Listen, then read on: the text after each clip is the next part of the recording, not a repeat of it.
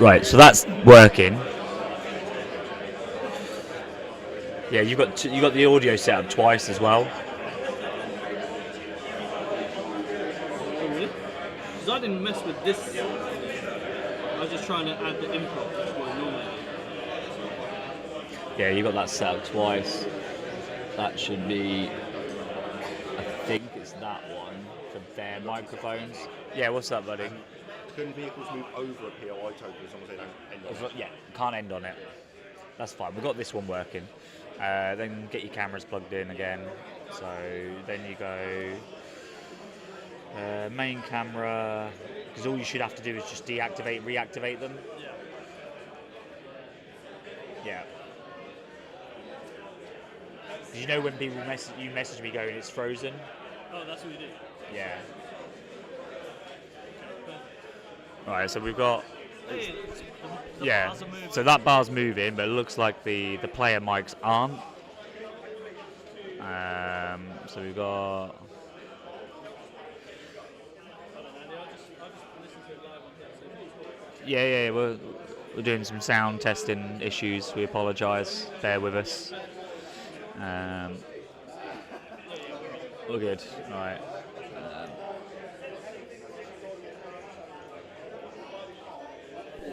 So my two orders go to the ATSTs.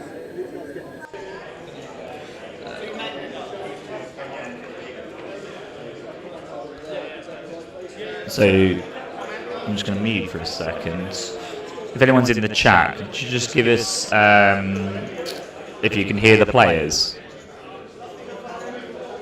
Yeah, see, I wasn't sure if maybe because I'm not on a player.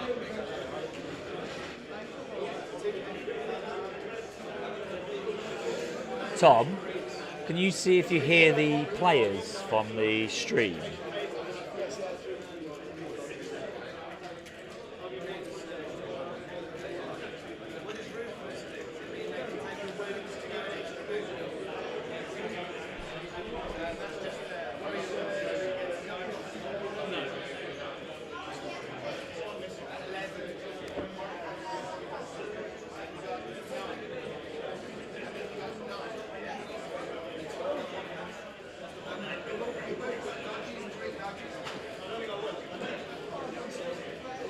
Testing. Right, yeah, okay. So I think.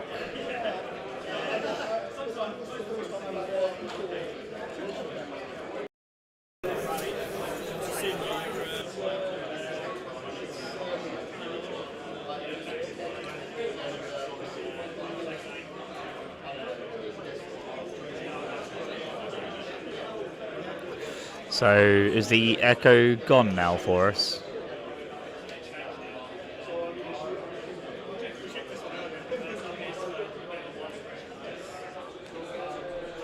So I think quite loud. So is the audio quality from ourselves quite okay, but the player mics aren't working at the moment? Okay. I'm not giving any tactical insight.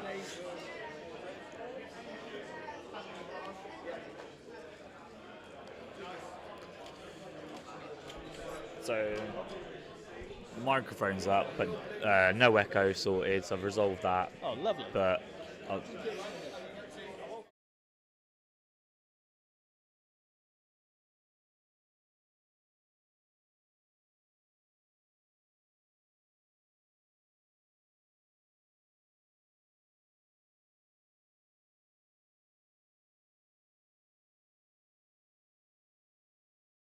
yeah, but they can't hear the players.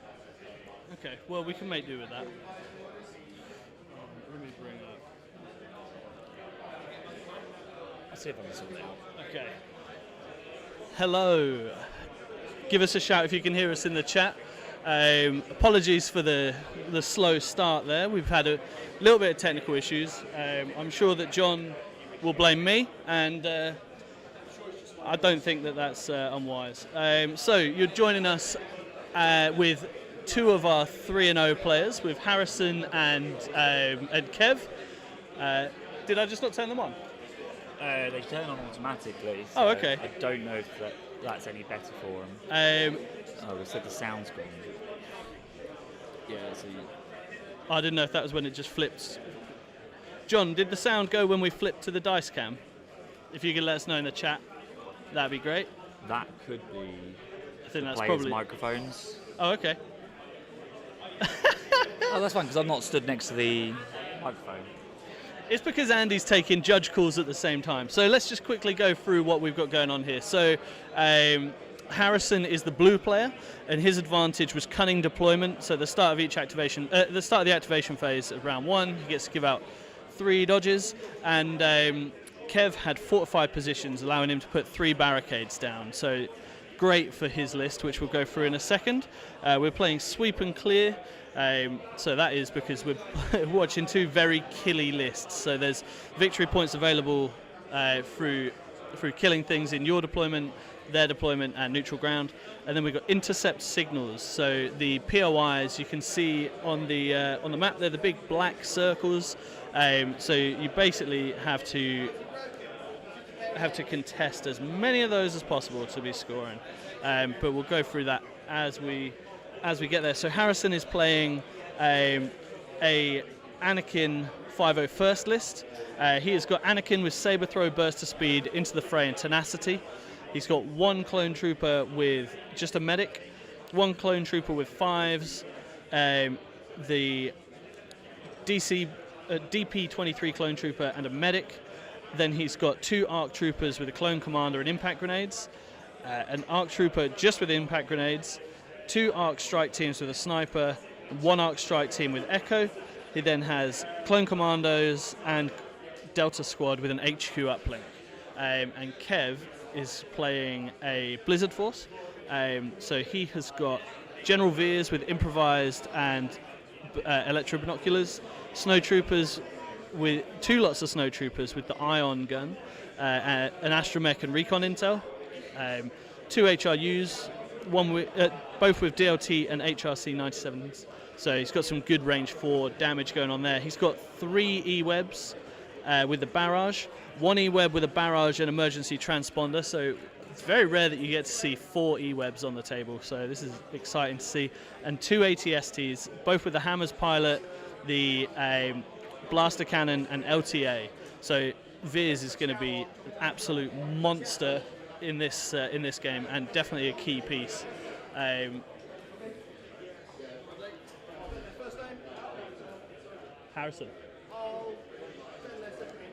Harrison's making some shots, but rolling dice in the wrong dice tray, so that we can't see it, but that's okay. It's fine, because he was right in front of me, so he could hear all of that. So I believe he's shooting into E-Web, light cover.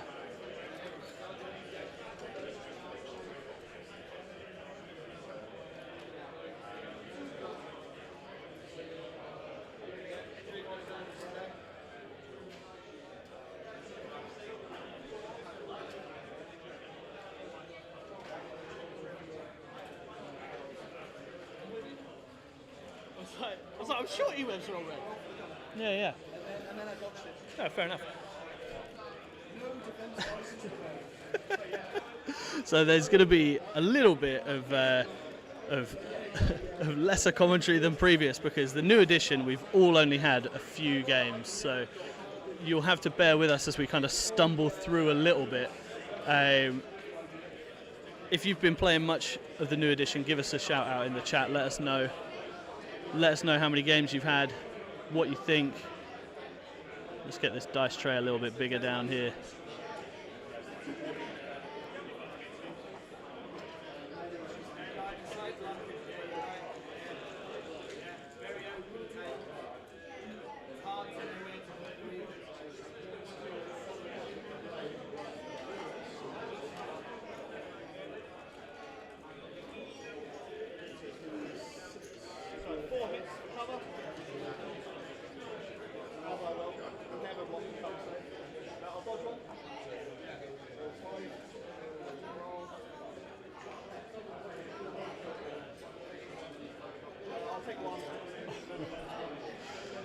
So Harrison with some god level dice there. Let me just adjust the dice tray so that we're not in Harrison's deployment.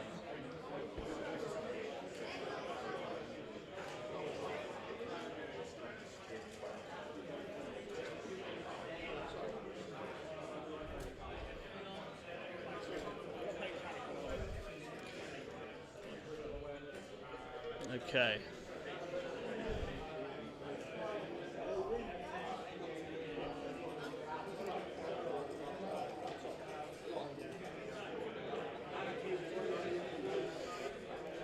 Let's just pan across the table a little bit here to where all the action is. So intercept signals is almost like the old battle lines deployment.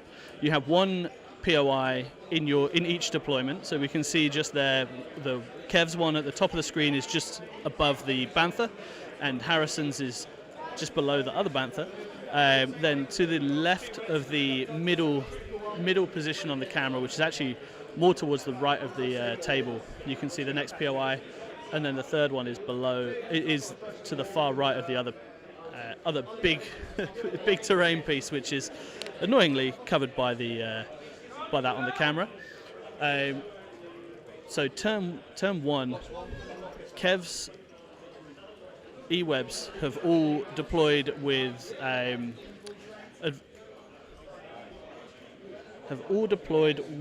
prepared positions, so they get to go in with a dodge. So he's got a good defensive gun line of 4 E-webs that have deployed out. Harrison is, I would imagine, going to hold back his key pieces of Anakin and his clone commandos. His clone commando tokens, there's one that's again near the POI, just below the Bantha, and then the other one is just to the right of the Bantha by one of the trees. There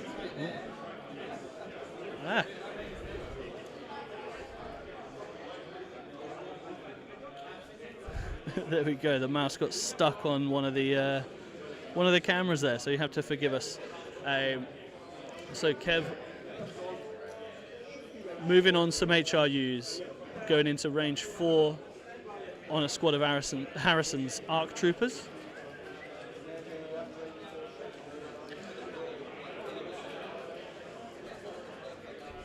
Turn 1 with both of these lists becomes quite bloody, because ARC troopers with he's got a bunch of snipers, and Kev having some good range 4 poke with his HRUs. Snow troopers having steady definitely helps, but I think they're going to be more impactful on turn 2. He does have recon, so getting that extra move, it gives him a triple move on. With a day, they are absolutely disgusting when they get to range 2.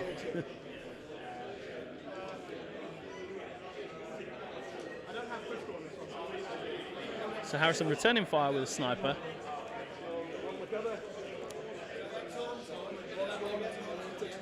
One goes to cover and then takes a wound.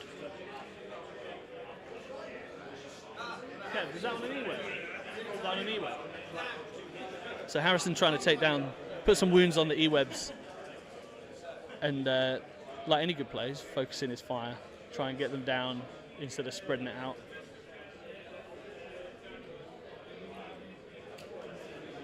Kev going to his bag and getting a support.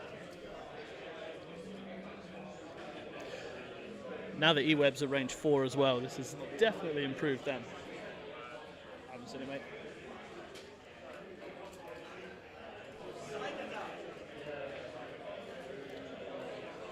So in the chat, let us know if you've played much of the new edition, what you think of the new turn 1, turn 0 changes. Do you like it? It's definitely making the games I've been playing far more bloody.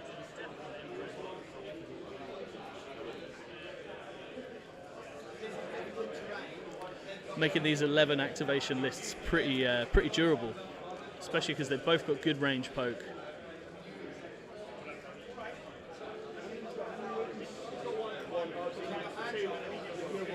Woo!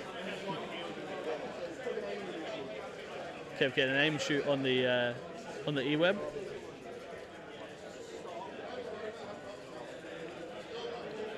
Gets 2, spends the aim. So he's working on the clone commander. With backup, there was 2 hits, So with backup, because he's within range of another core, he gets to cancel 2 hits. So that's negating the E-Web. I'm sure Kev was hoping for a little bit more out of the E-Web than just adding suppression, but it's unfortunately that's how the dice go sometimes. Still having his ATSTs to bring on, so he could definitely get more hurt brought out with them.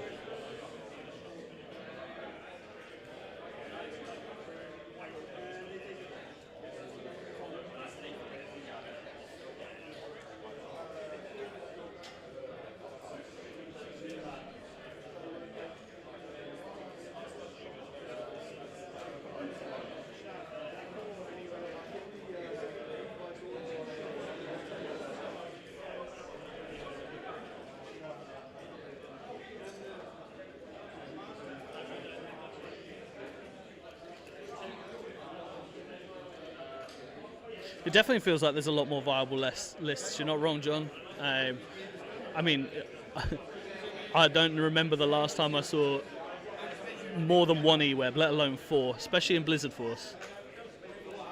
Played 3 games so far. Love the changes. Old Legion was getting a bit stale, hard to balance. This building was more interesting now, particularly with small dice pools being more effective. You're absolutely right. I mean, the new deployment as well has made when I've played Pathfinders that they actually do something and don't just die straight away. So that's unbelievable that they've made a lot more things viable just from a couple of changes. I think it was just a little bit jarring that they all come at once, maybe. But yeah, it's good to see E-Webs. It's good to see Pathfinders. I mean, there's some crazy lists kicking around, which hopefully we'll see some more of them float to the top. Like, I'll be honest, both of these players I would like to see towards the top anyway. So it's going to be sad to see one of them end up losing one of these games. But that's an E-Web that's just come off the table for Kev. Harrison's still at full activation count. I know that talking in the London group, they were saying that if Harrison wins many more games, he's going to be insufferable, which is exactly what we said about Ollie at Worlds. And he's actually surprised me by not being insufferable, but he is already, he lost round 2 yesterday, so he is currently 2-1, so we are going to have a new MKGT champion at the end of today, which we will have the finals on stream. We're probably going to change up the tables. This table is provided by Crafty Terrain. So E-Web moving up to a barricade. Harrison just measuring out range 4 to see where it can poke to.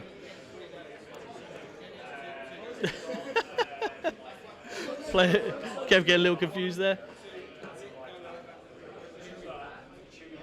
Morning Baron Saturday. Oh, double ISP. That is naughty. I played against an ISP the other day, and I managed to charge it with a mega squad of fleet troopers with a shotgun and one-shot it, which I never thought I'd see fleet troopers one-shot something like that, but that was pretty nuts. So Harrison coming on with his scout move, seeing if he can get to range 2 of the E-Web. I think he might fall ever so slightly short. Yeah, he's coming up just short, so he probably doesn't want to move too far up, because there's always the chance that the E-Web activates first next round and lays a little bit of hurt.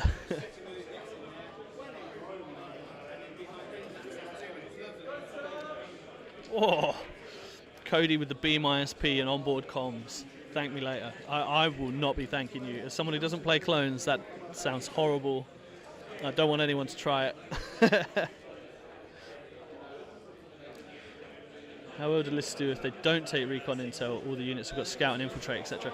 I think scout and infiltrate just became some of the most valuable keywords in the game. If you can get them in your army, unbelievably good.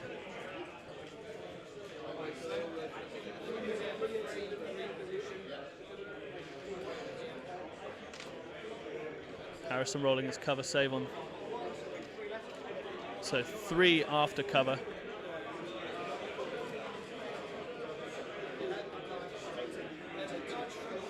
He's got no shareable tokens, so he's taking 2 wounds on his arcs. Not what you want. Oh, all the observe tokens. Yep, absolutely nasty. I think that's quite a good change. Instead of splitting for fire support, it was something that you never really did because it would use 3 activations because you'd have to flip 2 fire support teams. But now I think having the observation tokens makes that ISP way more valuable. Oh, do you have to take recon or infiltrate to be competitive? It's interesting because Kev has gone 3-0 and he only has recon on the snows, so I don't think you have to. He does have 4 units of prepared positions, which I think is a little dangerous. Personally, like as a rebel player, thinking about taking Echo Base and leaving the majority of my units already on the table to be shot at is a little bit daunting. But I think it will be a little while before it shakes out. But it's definitely, from an initial view, it definitely looks like that is the most valuable keywords in the game at the moment. I'm waiting to see someone Darkness Descends and use it for the infiltrate keyword instead of reliable, because I think situationally and table dependent that could be unbelievably good.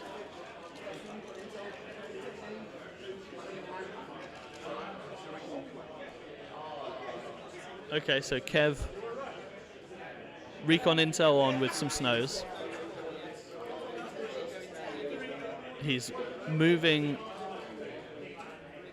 he's aiming and then moving. He's making sure he's outside of range 1 of the complete the mission token, which is smart, so he's not going to get the downside. And then he's going to take a shot on the 2 remaining ARC troopers. This could be pretty big if Kev can get that off, because a good trade, he's lost an E-Web, but if he can take down an ARC trooper squad, that's pretty big.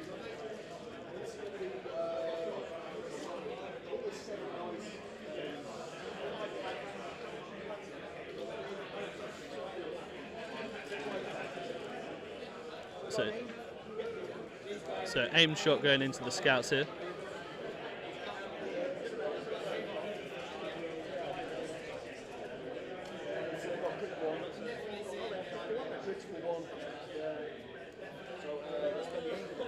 Spending the aim to re-roll. 2 hits, 3 crits to defend here. So 1 goes to cover. So 4 to roll. They're out of range of any shareable tokens, and that is the arcs gone. And that was one of the full arc squads gone. Yep. So at the moment, we're just joined again by Andy, who's going to keep dipping off for some judge calls throughout the day. I would imagine it's probably less than there were yesterday. But Harrison and Kev playing intercept signals. Interesting to see 4 E-Webs on the table. When was the last time you saw more than 1? Never. Maybe on the back of a Gav a little while ago. But, 1 Gav. Yeah, so Kev's lost one E-Web, and Harrison has just lost a full squad of arcs. Oh, wow. Yeah, and you know what took it out was a recon aim steady shot from some snows with an ion gun. So using that critical is actually pretty good. I'm impressed. Was that some really bad saves to go with that then? I mean, 1 went to cover, and then he's outside of range of sharing any tokens, and he, to be fair to Harrison, he has been rolling quite poorly on his defense dice.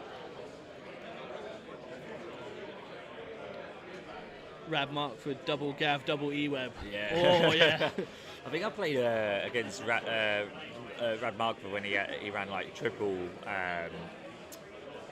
E-Webs, and he ran it into my double darks. I was a little bit worried because he then had loads of snows of ion as well. Yeah, so he had loads of ion. He had loads of it. Do you know what is frustrating? Because I think snows with ion guns there's been bits where they could be situationally amazing, but then it kind of hinders you in the lists where you don't have a vehicle or something where the ion pin value, because they're quite cheap, and I used to always say they were really bad because they rolled 7 dice, which with an average was you didn't even generate the crit. So Yeah. you'd get a hit and a surge, and that would then be blocked by heavy cover. Yep. But now, because of the way cover works, I Yep. think it's a completely viable weapon. Completely it's agree. a small little dice pool, and Did they lose exhaust on the ion? Yep.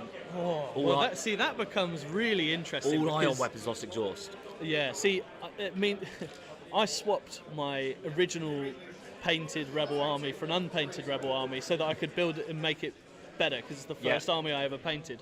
But it means that I now have to build the Ion guys. Because you've never built them? No, I never built them. I think you're not the only one. Yeah, I mean, I built them on the first army, but the second one didn't bother. So Yeah. I'm going to have to find the baggies somewhere and add them into my Rebel Army.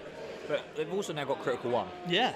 So again, Well, even just into cover is really good. Exactly. With steady and it's banging. Aim steady. That's it. That's all you need. Okay, so this looks like Viz is coming onto the table and he's using the overwhelming barrage. Nice. I think I heard him say Commandos and Anakin, so we'll see.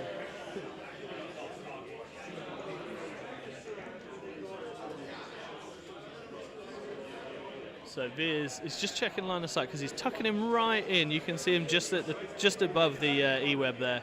So he wants to make sure that he has line of sight to make the shot.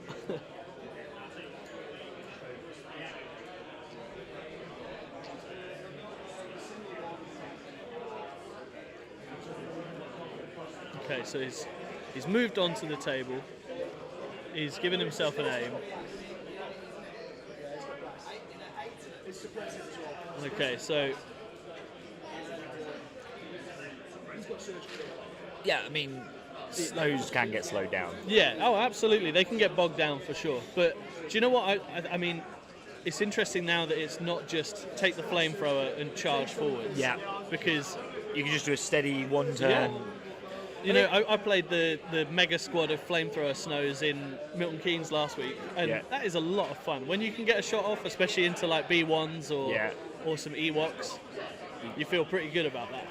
I think the difference is as well when you compare them to storms who can be suppressed, and you've got that choice to do I move towards the objective or do I shoot? Yeah. With the snows as well, I get to do both no matter what. All right, it's only one action, Yeah. but every You're turn still doing it. I'm doing both. Well, you know what's good? Again, if you're using that mega squad, you've got Indomitable, so you're rolling your rally on a red. So you can still almost do. I remember, you know, the very early days of Wave 1, Wave 2, where you'd see Snows doing the move into line of sight and range, and then move behind line of sight cover, and just kind of skirting their way up the table. Yeah. And that was scary.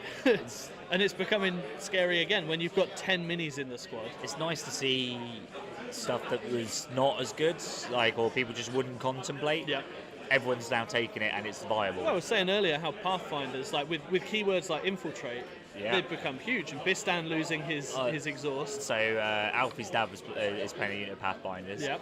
He infiltrated on the board, Yep. took a shot, and then moved behind a line of sight Yep. block. And it's like, I was like, that's It's so good. crazy. Yeah, Like, that's normally they're out being exposed, you know. Well, but- I mean, Pathfinders always used to, what they did was die. So, whereas now it feels like maybe you would consider a second unit with POW. Like obviously, I would very much like in the next unit pass for them to add a generic, or let them just take a Z6. Yeah. It's probably not that good, but it's better than nothing. completely agree. Because then it'd be loads of white dice, wouldn't it? Yeah, well, they can roll 2 each, so it would be 8 white for the unit, and then then 6 6. for the. So it is a real lottery gun at Oh, that point. that's the rebel way. Yeah. It's built on hope. I said to someone, winning to go a rebel player, and I was like, winning tournaments is built on hope. Absolutely, it is. It'd be interesting to see where the rebels are actually. Yeah. like, Do you know what? ranking. I got some stats from our Discord last night, and there is some very interesting. There have been a few people churning out stats already. haven't Yeah. they? So Nice. one of the most interesting stats was that Rebels, the only. They didn't have a positive percentage, like over 50% into any faction other than themselves. Right. And the only battle force that they played, like they have a 50% win rate into 501st. Is he what? I think Ewoks is Ewoks was included in the Rebels, Yeah. but yeah, into 501st was their best performing battle force they play into. Yeah, which is interesting because I mean, 501st could be pretty horrible. Justin's in 18th. That's the top rebel. Okay. So the next squad of Snows is Scout move. I think they're doing the same again. Scout, aim, shoot. Is this into your command, the full squad? Full squad, but you can only see one. Okay, so into the full squad of Scouts can only see one man. So he's only got the potential to lose one. So not quite as devastating as it could be.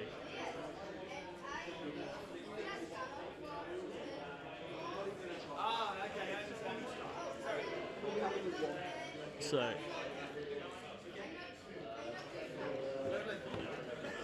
Kev getting the shot from the Snows. Again, using that same scout move on aim, steady shot.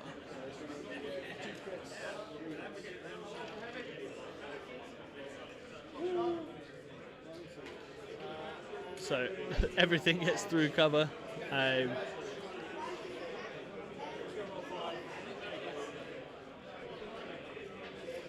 Rolling 5, 2 blanks, and he's going to lose the one scout trooper, one arc trooper.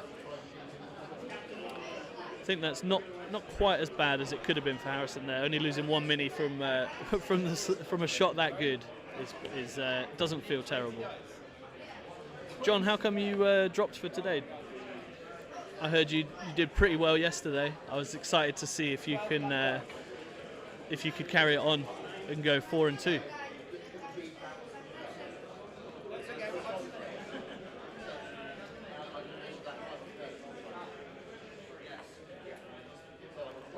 So Kev measuring from the backboard here. So I think this is showing us where the ATSTs are going to go. Harrison deploying some commandos. I think clone commandos were a little bit of a boogeyman in that they were pretty terrifying when they were announced, and I know that I certainly thought they were very undercosted. But having them on the table, they don't feel quite so bad, especially in this edition. I think they're great, especially in multiples. Having the complete the mission tokens spread out is a beast. I would love more of that.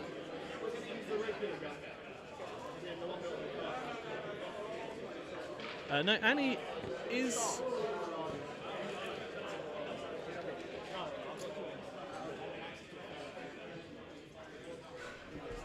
I'm going to check on Tempted in a second, but he's taking his shots into the E-Web, I believe, with the.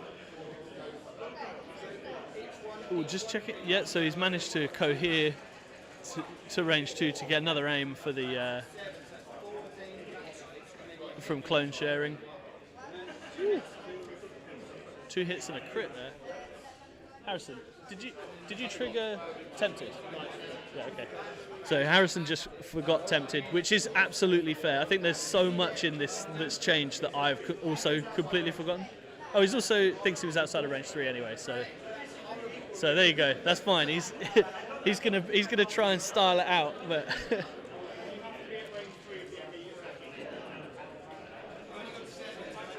you can get a move though, right? Is it not range 3 of the unit that died? Okay. Yeah. So Anakin was outside of range of the attacker to get the Tempted keyword off. So that's a second E-Web down. I think at the moment Harrison has lost 1 squad of arcs.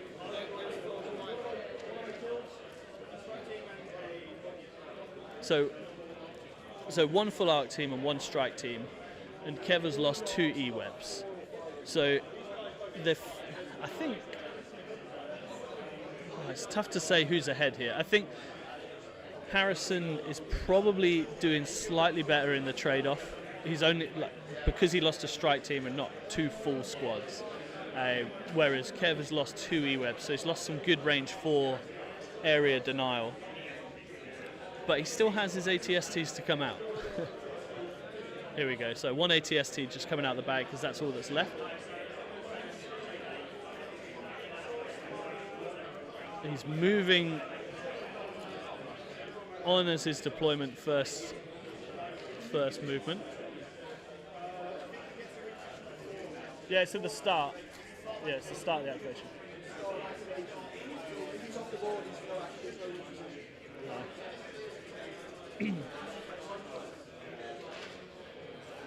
So it'd be interesting to see where these ATSTs go, because he's got a couple of different options here. He's going to want them to be close enough to Veers, because Veers is an absolute unit with them. But he's going to deploy and try and plough some dice into the clone commandos. So to be honest, I think that's probably what I would do as well. If you've got the clone commandos that are going to be mostly outside of cover, deploy an ATST and just plough as many dice in as you can. Yeah. I mean, if the commandos are left to their devices, they're going to be they're a nuisance. But I mean, I think they can also chew through an ATST quite quickly. Yeah, definitely. But if you can get Harrison disagreeing with us, I think if you can get the Catan armor popped turn 1, that is so valuable. So losing 1 to cover, 5 to defend. So you'll notice, and I think this is the right way to play commandos. I'm hoping he doesn't do it. He's just popping his shields out because he forgot. I know exactly what you're about to say, and I completely agree. You do not spend that shield, and I was watching this on a lot of games. People go, "Oh, spend the shield, then roll," and they've still got armor up. Yep. Basically, roll everything you can and then do the armor, because you're keeping your defensive tech. Same with dodges as well, right? You just don't bother spending it. Let your other clones spend your dodges. Yeah. But until your armor's popped, play it so reckless, because the worst that happens is you lose one model. Yeah. At that point, then you play it like a normal squad and you spend all your defensive tech. Yeah, absolutely, completely agree. And especially a surge and defend as well. Oh, it's silly. It is a beast. So Harrison now moving on 5s. Oh, no, it's not 5s. That's the arcs with the clone commander. Clone commander. Sorry.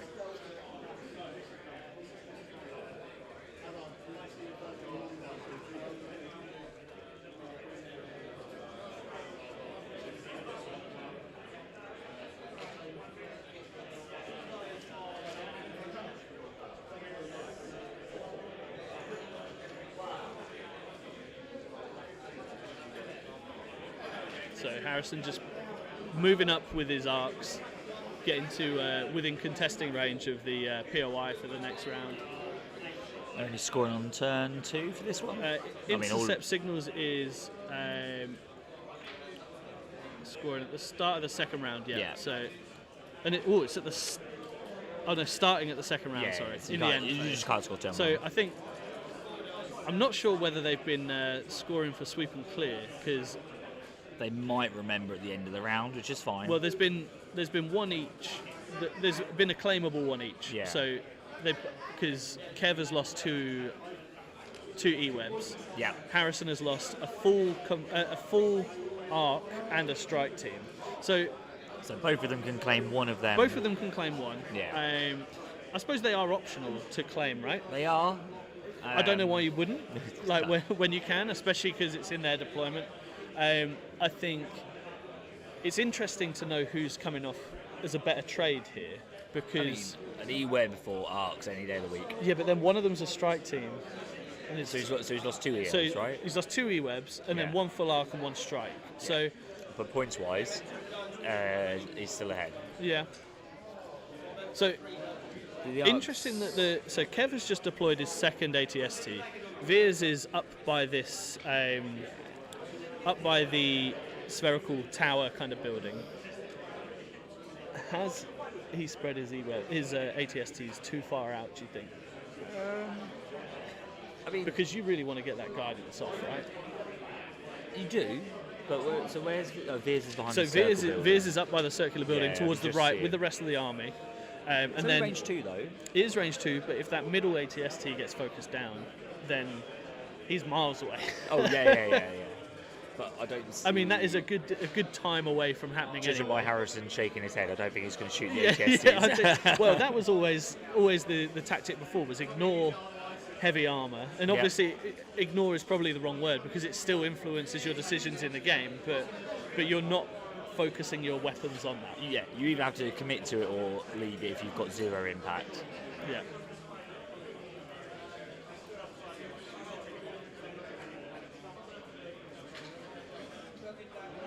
Oh, So is that the armor's popped? No, so the armor was already popped, so he's now lost 2 commandos.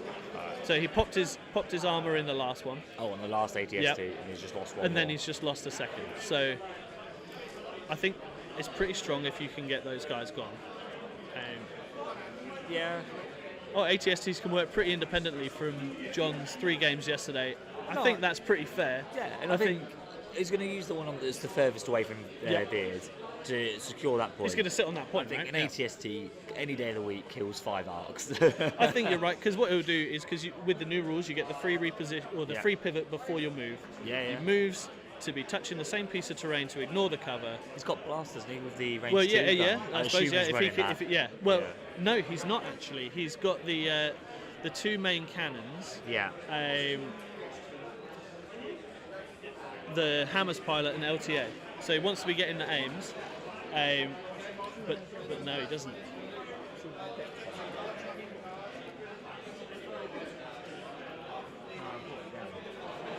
We assumed you were going to come and mark the secondaries, right? You're doing the secondaries? Yeah. There we go. So they are both scoring the friendly territories on the secondary there. So that puts them at 1 VP each. So whilst we're waiting for them to come down, I actually have some stats from yesterday, courtesy of our Discord. Josh. From Josh. So Shadow Collective have a win rate of 67%, excelling at shifting priorities. The CIS have a 54% win rate, with EXD winning 67% of their games. Nice. Breakthrough and recover the research are their best objectives. GAR have a win rate of 54%, with 501st having a 67% win rate, which is pretty good. Bunker Assault is their best objective. As well. Yeah, absolutely. Empire win rate is only 48%, which is much lower than I thought it would be. But I think there was a good representation of them in the field, so maybe some wild lists skew it a little bit. Tempest having a winning rate of 50%. With Intercept being their best. Rebels have a win rate of 36%. Now, I think that the data was skewed here because it says with no battle forces present, and we know for a fact that there's some Bright Tree Village. Yeah, there's one. I would imagine that there's probably an Echo base there is, somewhere. Yeah, Justin's Echo. They don't have a higher win rate than 50% on any objective. Right, let's just find out which battle cards were played.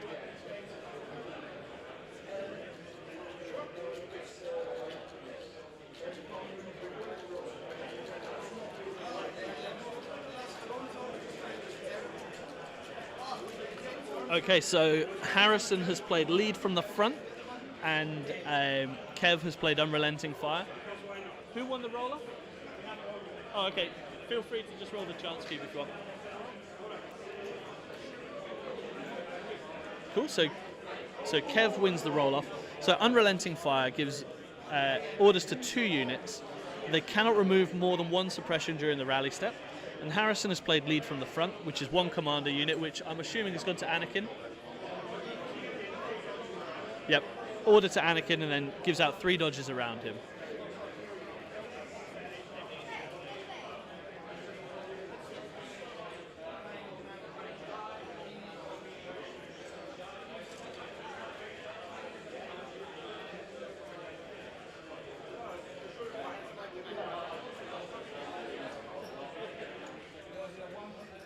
So Kev wanting to get the 1 pip there.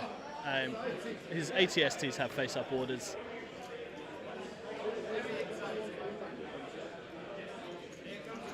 I think exactly Andy's suggestion here is that the ATST is going to pivot, move up, and then try and splat some ARC Troopers. ARC Troopers can be pretty good at range 2.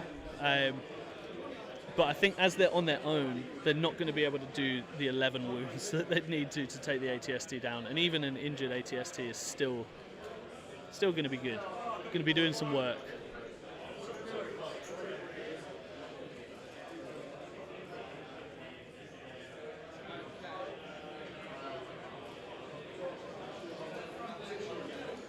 Yeah, so he's taking the pivot at the start of the turn. You can see him just a little bit awkward around that slave one. Yeah, those ARC troopers are well and truly in the front arc of the the ATST.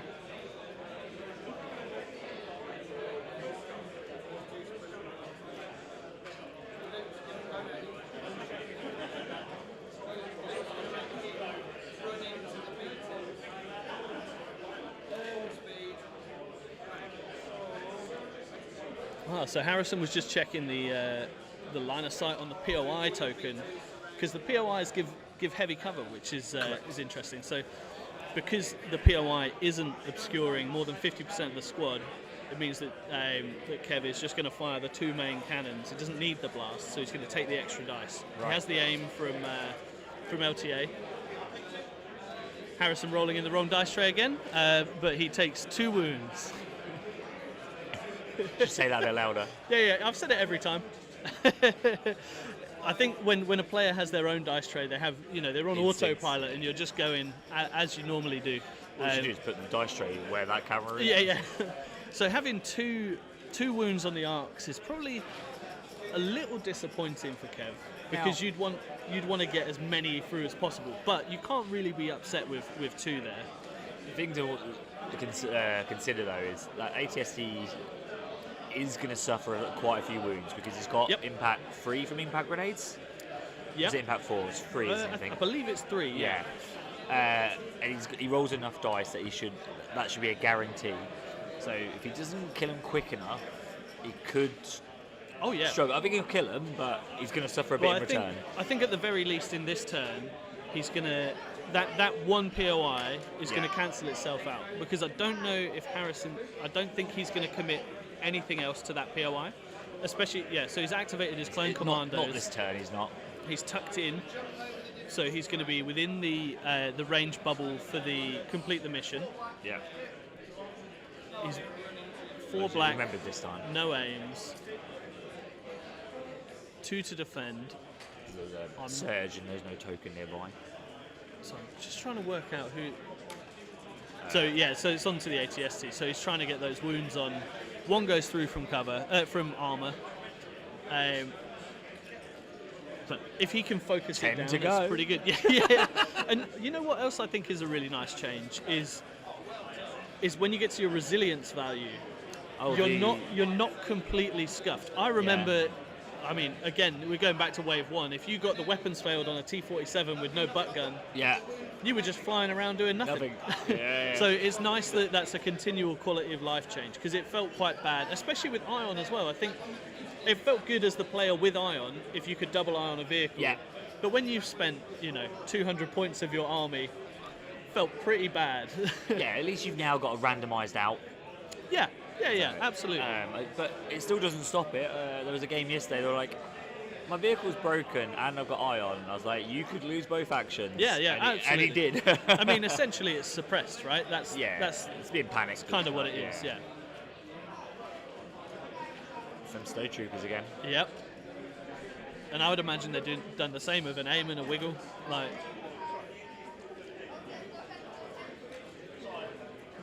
So one went through cover there. Yeah.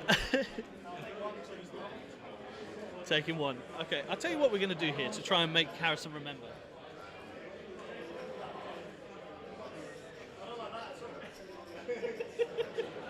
We can't forget now. You'll go just slightly to the right. Oh,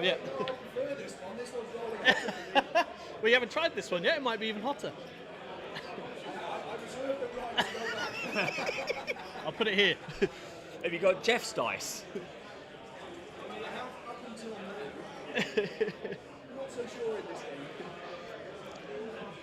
And what I like about this is that we're in turn 2, and we're on 1 VP each. Yeah. This is very much not clear cut at all. I think it could go, especially when Anakin gets involved. When? It's not an if, it's a when. He can clear them ATSTs down. Yep.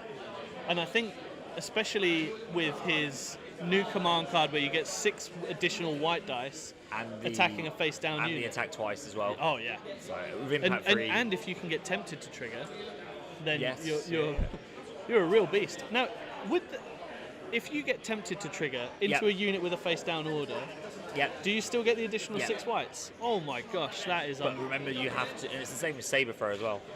Oh wow, yeah, okay. Yeah. Because it just specifies attack. Well, so would that be rounded down to half, or is it that his lightsaber is 6 dice, Yep. rounded to 3, plus Yep. 6 white? Yep. Oh my god. I believe. Harrison's nodding. He knows what we're talking about.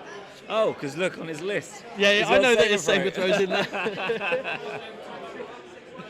Okay, so with the arcs are borrowing an aim from Delta Squad there. What is quite important to know with Anakin's Tempted, the speed 2 move that you get. It doesn't trigger. It doesn't Charge, trigger right? charge, yes. And a lot of people I keep seeing Are trying to charge. Yeah, and I mean, when I first kind of thought it through, I was like, you get speed 2 move, it triggers charge. That's exactly how I thought about it first. It was only when Because you it's not a mentioned move it. action. Yeah. One wound on an ATST. I feel like that's a little disappointing, but obviously it's got armor 5. Oh, that was cover, sorry, that was cover. Okay, so that was. Oh, so it's not into the ATST. That's something that's dead. That is something that's dead.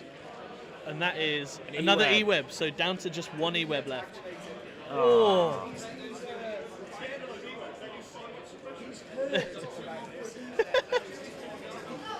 Spent all night studying.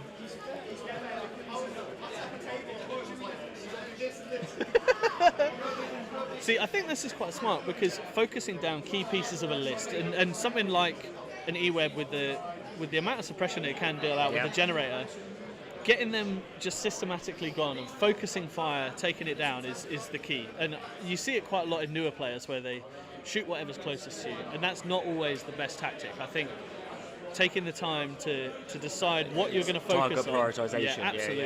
yeah.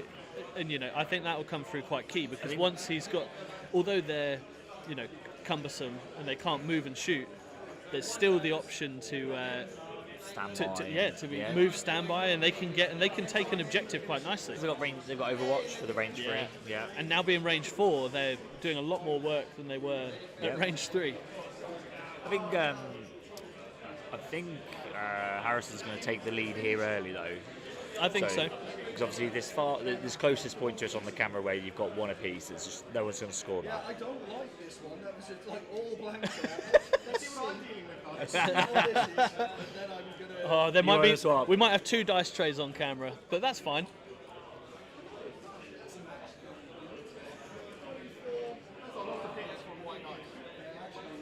Oh, there you go. Kev's, he's not complaining about the dice tray anymore.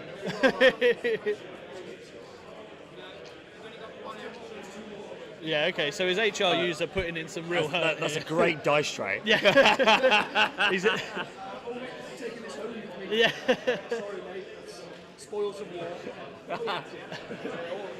Winner takes the dice tray home. Oh, wow.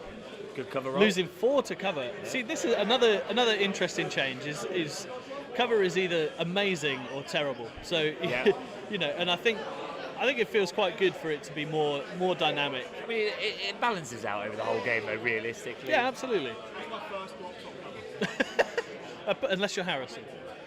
I'm taking 2 wounds from that HRU shot. That Onto some marks. That's Yeah. Good shot.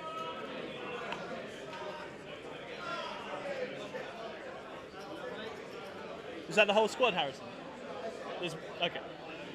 So not the full squad. They're hidden behind the rock at the back there, but that is another 2 arcs taken off. So Harrison now activating a full arc squad. Oh, sorry, a strike team, not a full arc. Oh, a core. Sorry, it's awkward trying to look across the table behind a sandcrawler to see where we're at. So just moving, double moving.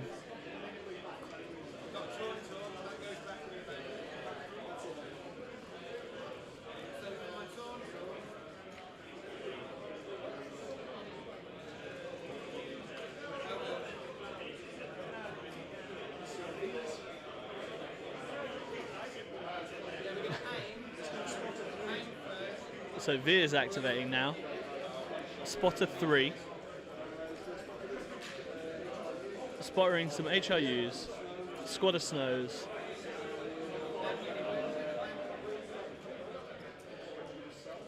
And himself. Himself is a smart choice because with Exemplar now, anybody can use that. And I think that is the smart play.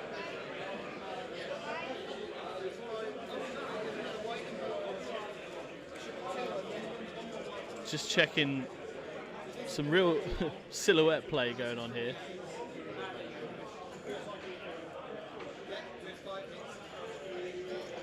Because Veer's, he got a bit of an upgrade with his gun as well. Going to 3 reds.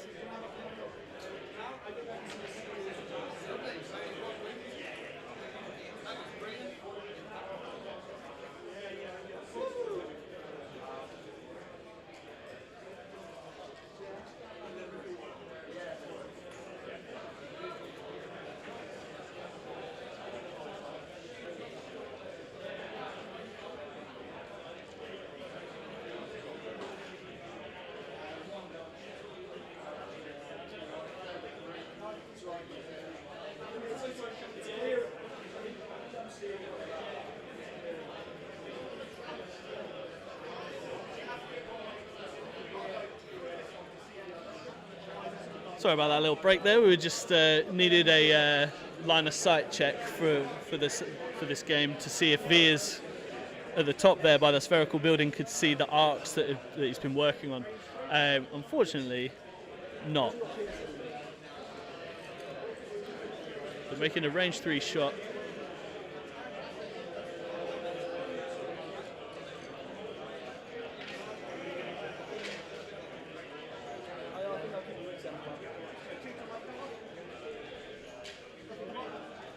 Both go through cover.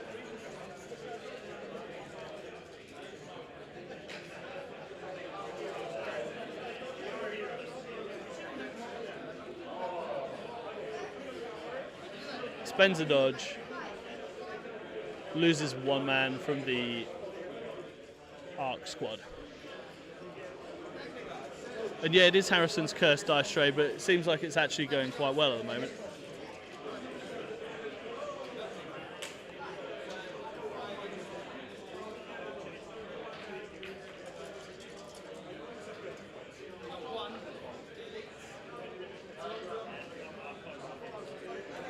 Let us know if there's any particular players you want to see on stream. We've got a bunch of good players at 3-0 right now. Some surprise upsets at 2-1.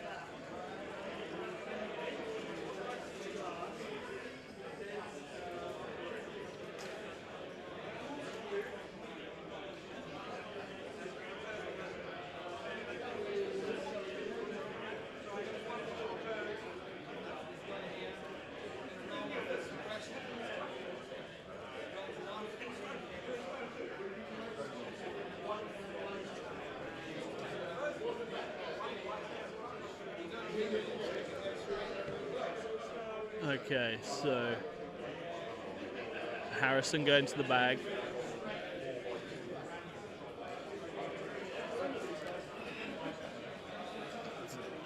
Yeah, I think Harrison's probably going to take the lead on scoring this turn. I think you're right. Looking at the table layout, I think that he's made an advance to the central POI on the right-hand side, behind the rock that you can't see on the right-hand side of the screen. Quite a lot of stuff. So he's overwhelming that one. At this current point, he's also got one on the bottom one in his home territory. Yep. So he's going to take 2. I don't think that Kev has got anything that can make it to the POI because he shot the commandos with the snows. So it's going to be 2-1. Which means, 2-1. If he needs to start working on killing some stuff and working on those secondaries. Who's got the special things on these? Because if that ATST that's closest to us is one of the special units, the ones that have got an asset token or whatever, an intel token, then he'll score that even though it's a draw. That is a very good point. Do you know what? I'm going to ask the players because I don't actually know.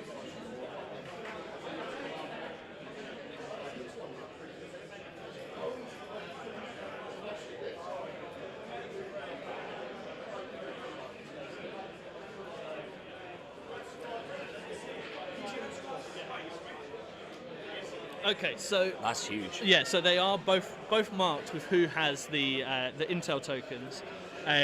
Harrison's squad of clones who are on the objective with the ATST have one, so they are going to be scoring that, and then the next squad of clones that have it are on the other one. So Harrison is going to be scoring 3 points this turn, which is going to give him a good position going into the next turn. If he can get some more points on sweep and clear, then he's going to be looking pretty good, and Kev's going to have to put his foot on the gas a little bit. So it'd be interesting to see if he starts making the move up and doing the move shoots.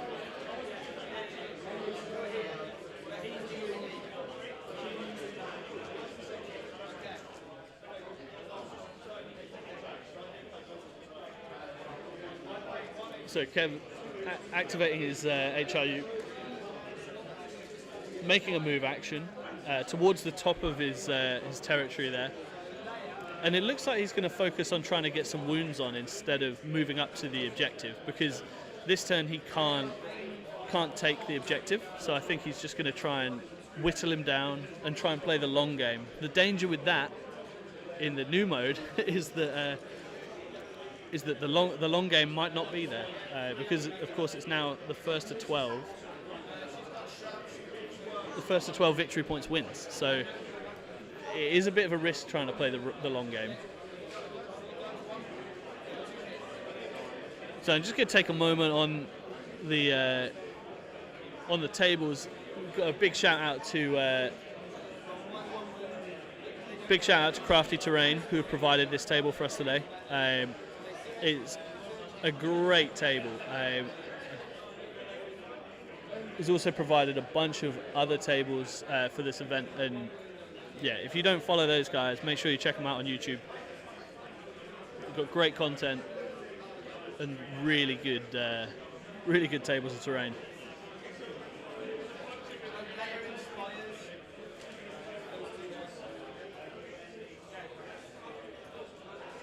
Players just taking a moment to have a little think through of where they want to go.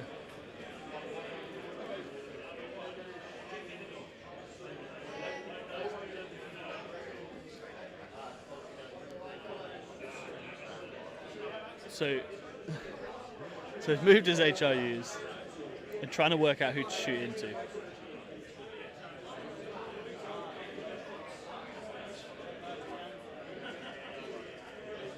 So Kev's currently creating his dice pool, and I think he's going to be splitting fire, which is now actually not as much of a bad idea as it previously was. I used to think that you'd want to get all of your dice on one target, but now with the new cover rules, you can get through with those smaller dice pools. So splitting your fire is not a terrible idea.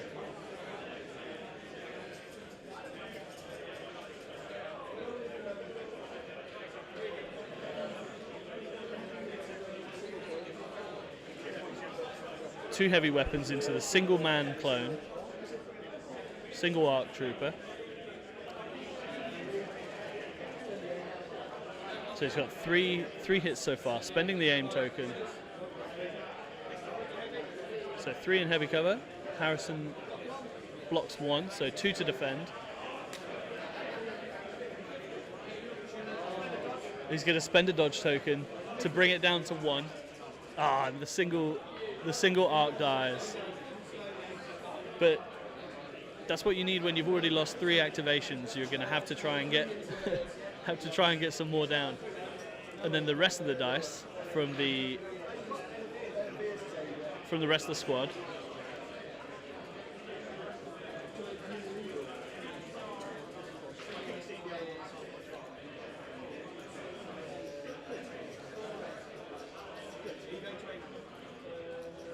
So getting 1 crit. So straight through cover. And now he blocks it, so when he didn't mind losing it on a bigger squad, that's when he saves.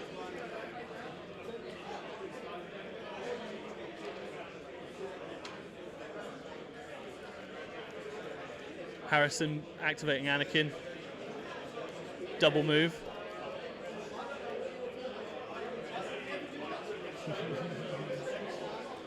I think with that double move up to the POI, we're seeing a dive next turn. Harrison's Anakin is awesome as well. It's very Order 66, cloak up, hood up. Both of these players have really well painted armies as well. It's always nice to see. Always nice to see armies fully painted. Makes the game a lot more immersive, especially on nicely painted tables.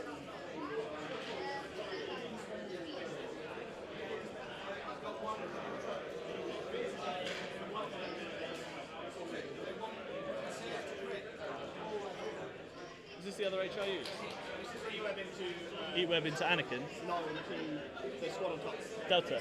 Yeah, okay. Last week. They look great. So, The last 2 weeks I've painted so activating his E-Web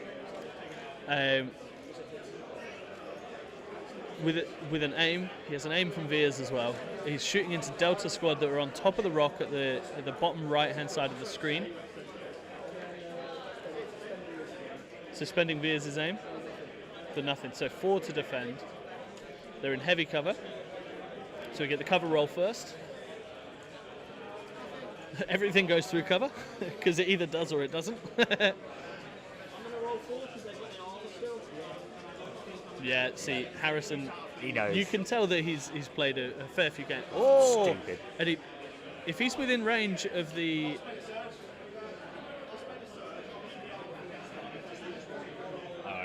Interesting. Okay, No, so no, he's right. That's the yeah, right thing. so 2 wounds were coming through. Well, he rolled 2 blocks, 2 surge. Yeah. He had access to 1 surge token, so spends the surge, leaving the rest of his defensive tech up, because he would have had to have spent the shield previous to the roll and the dodge.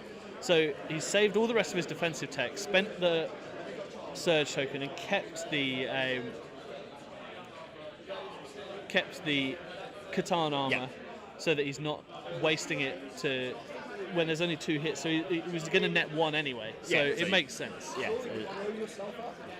Okay, so ARC Troopers Arc, aim charge, 2 Yeah. aims, impact 4. impact 3. Is it impact 4 on? I'm going to check because I'm not sure. I've not used them yet. Could be 4. I mean, you can tell that we're all New, pretty yeah. fresh to this. So the way that the grenades work now is only one of them throws it. Yes. But it gives you impact 4. So, ooh, 6 crits. Wow, that is Yeah. nasty. 6 crits into the ATST. The ATST has currently taken No wounds. No wounds. Saves Saves 4. Wow. I mean, Oh, that is impressive. Yeah. Pay to win. Yeah. Kev using those weighted worlds dice there. I like it. That's if they're alive. No, next turn it will. No. So, I love the confidence of both players. well, here. so It's- this is it's good interesting banter. because. So what you missed last turn, the last activation whilst you were away, is that Yeah. Anakin has double moved up to the POI. Yeah.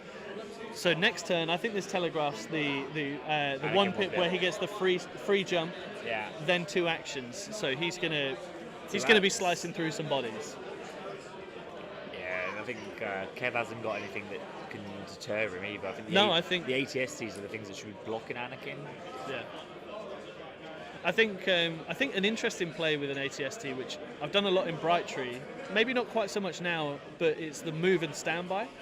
Yeah. Because the standby can't be stripped and it's giving you that area denial. But now, the way that it works, you have to shoot what triggers the standby. So, I mean, with an Anakin, you'd be more than happy to Oh, be yeah, shooting yeah. Anakin, but yeah, it's He has got the guidance to be able to give it a standby. very true. Very true. But Veers has already been this turn. So, He had. and I think it's going to be a 1 pip off. That's got to Yeah. be how it plays, right? I mean, At least you're then rolling for it. Neither of them are cunning. so he's already played a 1 pip though, hasn't he? Played Veers as 1 pip. No, so Kev played. Oh, it was his 2 pip. He played his 2 pip, but this turn he played a 1 pip for priority. Harrison also played a 1 pip, but in the list building it counts as a 2 pip. Yeah. So he still has 2 1 pips available to him. So I think Harrison's just, as he openly said, he's going to play 1 pips till he goes first. That makes sense.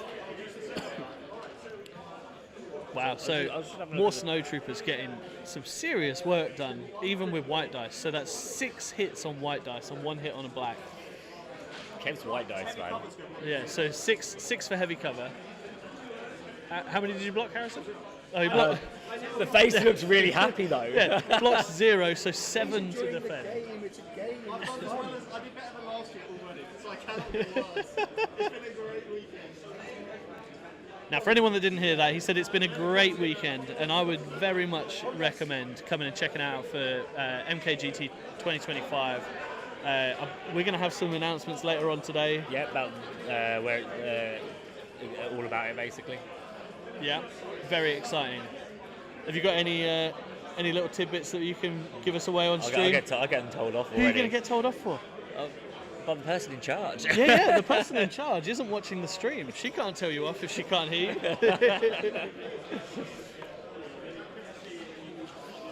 It's nice to see that the battle forces are still relevant, Yeah. but they're not overwhelmingly powerful. There was definitely a while in the meta where EXD and Blizzard have dominated. If you didn't take a battle force, Yeah. you were on a back foot. Yeah, 100%. yeah, and I think what's nice about this edition is that we're still seeing them as both of these players are 3-0. Yeah. But But it's not Vader Blizzard Force either. It's a nice. that's what I like about it is there's 2 ATSTs and 4 E-Webs. That is, you never saw that. I mean, there still is a Blizzard Force undefeated, other than as well as Kev though, because obviously. Is it Lee? Yeah, Lee Yeah, Mackin. so Lee Mackin, what has he added to his Blizzard Force? Because he played it consistently, competitively for the last year, maybe a little bit longer, but obviously now Ollie can't claim this is his Blizzard Force because there's another 200 points of stuff to use. I would imagine that Vader is probably still built out the same though. I didn't realise that he's playing Dave Grant now actually. Ooh, that is a world's level matchup right there. So he's added Veers to the list, and then he's giving his Snow Troopers heavies as well. I think that makes sense. Yeah. Did he give them the ions? Yeah. Yeah. Okay. And So doing recon exactly bells. what Kev's been doing and Yeah. aim good range 3 dice pool, and having Veers. I would imagine Veers is going to be just a token battery, right? At range 2 for Vader. And it's also exemplar as well. Yeah. So he's going to support them HRUs. They're going to have access from one aim from Veers as spotter. Exactly what Kev's doing. You can then take a second aim for yourself, and now that's an Well, I was exemplar. going to say aim. with spotter, Yeah. I would be tempted to spotter onto yourself. Veers. Yeah, so yeah. you're going to net 2 aims. So you get 2 aims. yeah, you spotter and then take an aim yourself. Another judge call.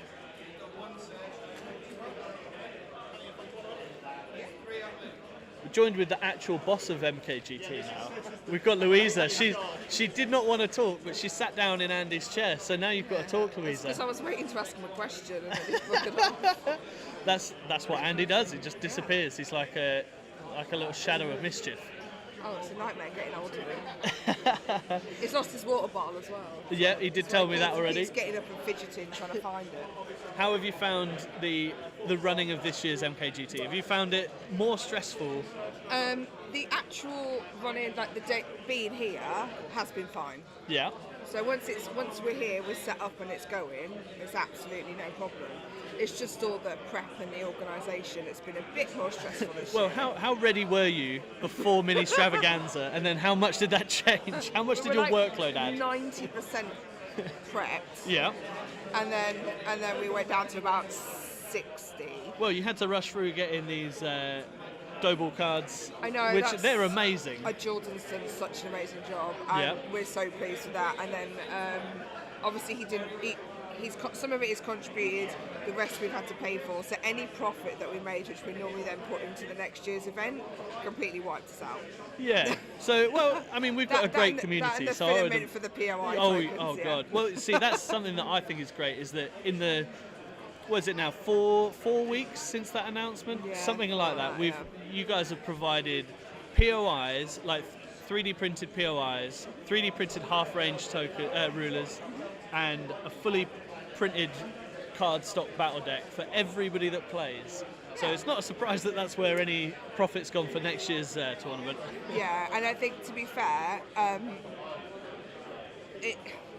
like the community, we had to make the decision: do we go with old rules or new rules? And part of deciding to go with new rules was how do we make that as easy as possible for people to get to grips with it. So otherwise, I think it's the right decision. Actually, it's so funny because I think if we decided to go for old rules, playing this this weekend would have been so weird. Actually, I think it would have been it would be a little bit confusing. It feels like most people have just gone all in on new rules. Yes. Yeah. And that's made it. And do you know what? It's actually quite reflective, I think, in the top 10. Yeah. Because you're not seeing the usual names at the top. Well, of the I mean, list. Ollie in the last year has gone relatively undefeated until the top tables, where it's it's very tough games.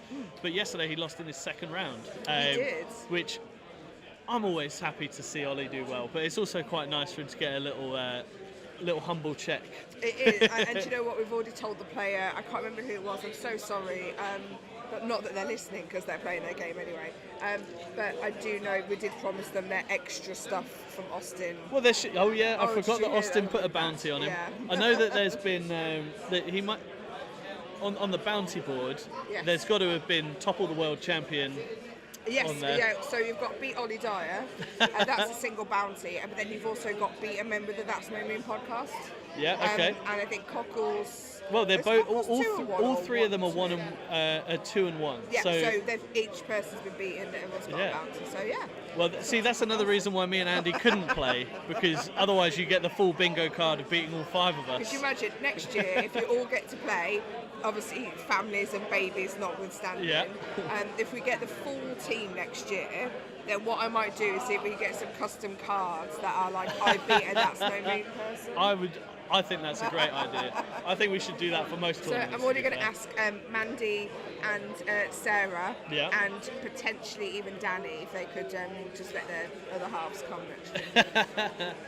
I'm sure it'll be fine. This is the event that we all try and come to every year, so it's fairly local as well. Oh, especially for me, it's only 20 minutes. So Harrison has pulled ahead on the victory points. He's currently 5-3. Yeah.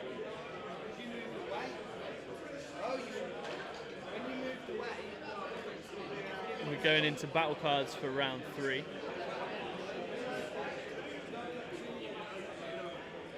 I think Harrison's definitely going to have played Anakin's 1-pip. He's getting a free jump too. I can see his eyes. He's teetering the card. What I'm not sure is what Kev's going to play. So let's have a little check.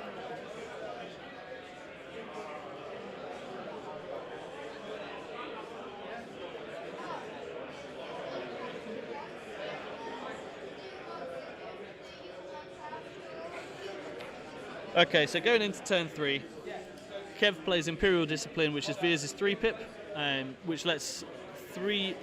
Well, it gives an order to Veers and 3, and each of them get to recover. And then Harrison has played... This is where the fun begins. Anakin Skywalker gains a free action of Jump 2 this round. He can perform 2 attack actions during his activation. So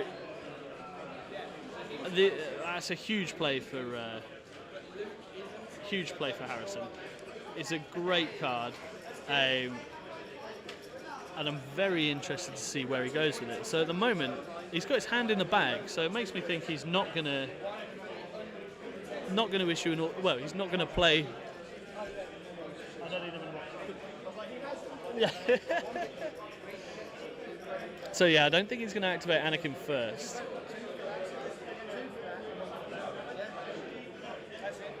Okay, so the ARC Troopers, because they're not locked into melee, they're going to move, and then they're going to move back in, and they're going to fire those impact grenades again. So giving him impact 4. And there's 4 minis in the squad. Yeah, 1 with a grenade. So 7 dice to roll. Oh, it's not a great start. He does have 2 aims to spend. And those fickle black dice, giving him only 1 hit. It's not wasting any time, spending both aims at the same time. He's going to net 4 crits into the ATST, so...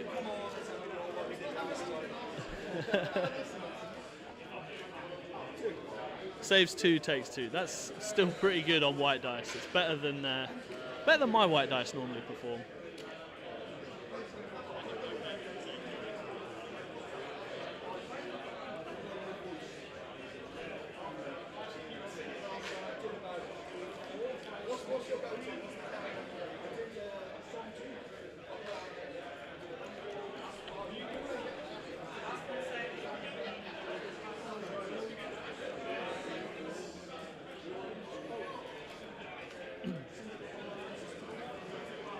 So it'd be interesting to see if there's any standbys going down here now. So Anakin's not yet been. This gives Kev an opportunity to maybe stand by with the ATST.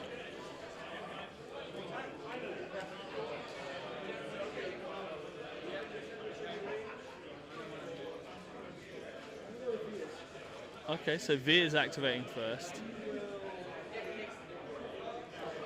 He can, of course, guidance the ATST to get a free standby. But first action, he's going to spotter.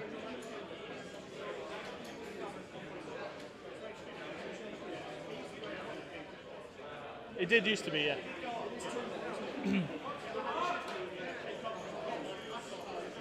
So he's going to spotter himself, spotter an ATST, and then I would imagine he's going to spotter onto an HRU. No, he's going to spotter some snows, which is still a great choice.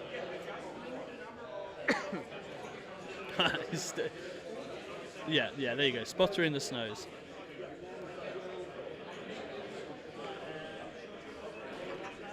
Trying to work out what his second action will be.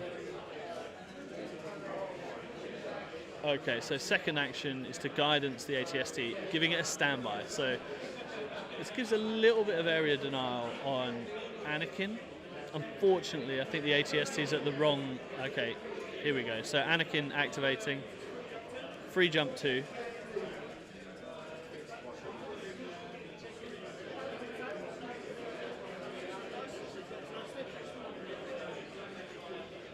Who's that into? Is it based in the E-Web? Yeah. So he managed with a jump 2.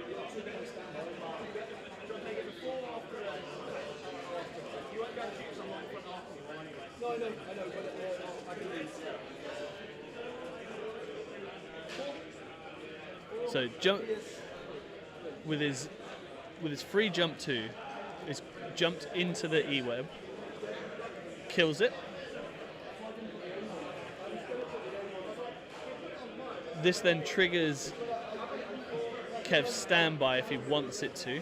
He opted not to trigger it after the move, so he's gonna use the standby to reposition. Anakin can still make another attack from the command card here.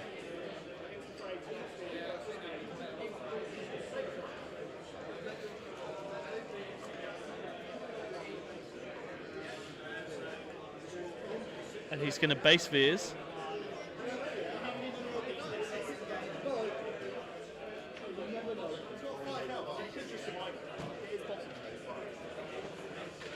Makes that next attack.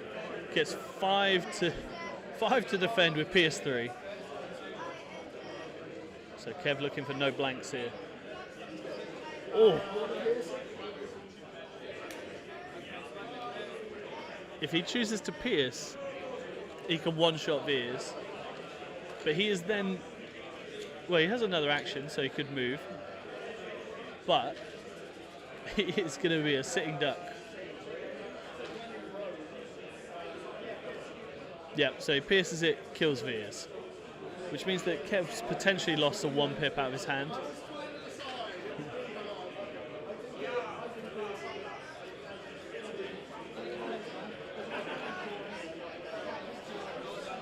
Harrison.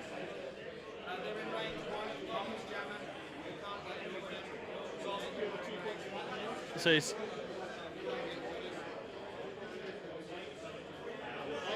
It's scored. No, scored. No, this is scored instantly. Yeah. So if it was to put you to 12, he would then win the game. Oh. So it scores his secondary objective for 2 VPs for killing somebody in enemy territory. So he's jumped in and killed Veers.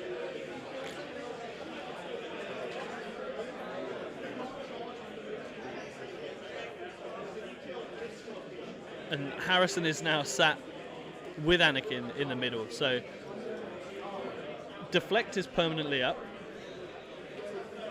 He has his 3rd action. Sorry, Harrison nearly only taking 2 of his 3 actions.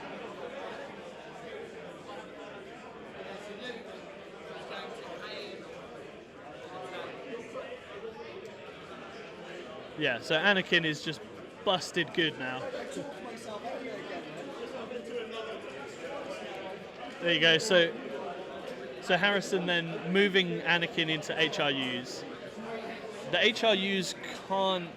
They can now withdraw and get another action, but what Harrison's done there is shut down the HRUs being able to attack this turn or move to contest the objective. So that is some great play, great move there from Harrison.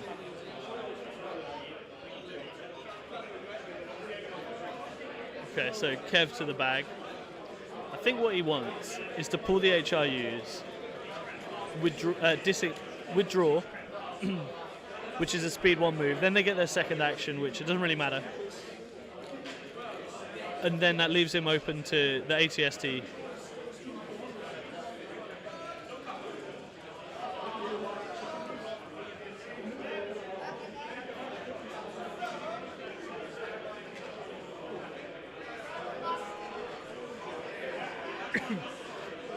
So here we go. So Kev is going to withdraw. Basically, what he wants to do here is leave Anakin open to be just destroyed.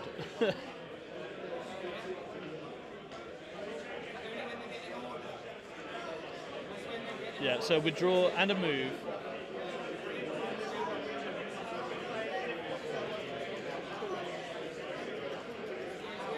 So he wants to be able to get to contest that objective in the next round.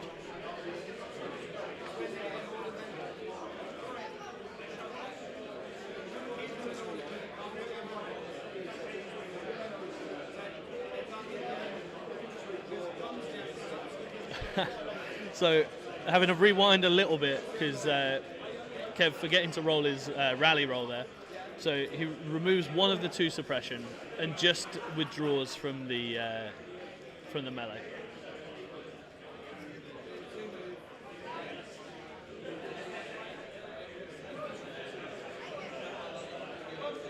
So what's going to happen here is everybody else is just going to open up guns on Anakin now.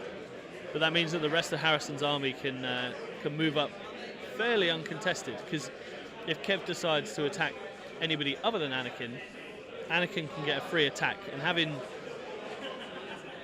saber throw means he doesn't need to move into melee to do that.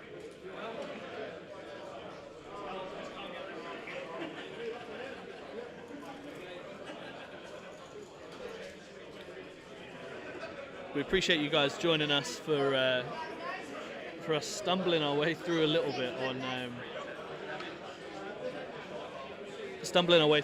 of the first tournament of the new edition. So if we make any mistakes on stream, please let us know. I've only had 5 games myself. I know that most of the players have had similar, if not less. Some people, this will be their first games of the new edition, which is it's got to be a bit of a headache.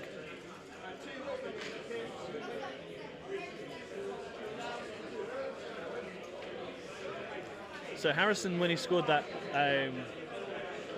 secondary, that puts him to 7 victory points to Kev's 3. So he's starting to pull away a little bit in turn 3 here.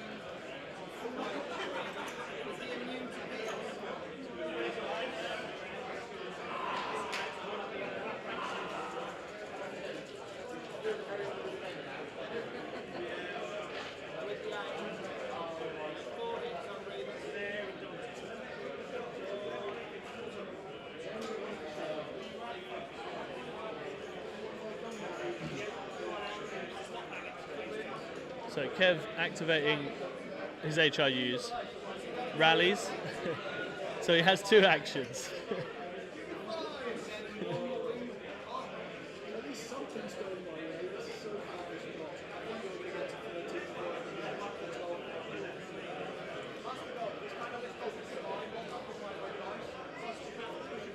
So I think what's players just discussing the points of their list. Harrison saying what we've been thinking is that he is there to murder, and Kev's struggling to find his way back in here because he's on 3 to 7, meaning that there'll be a good amount of unanswered victory points here.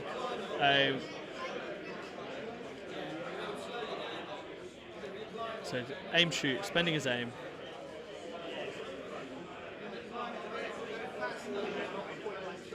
Five into Anakin.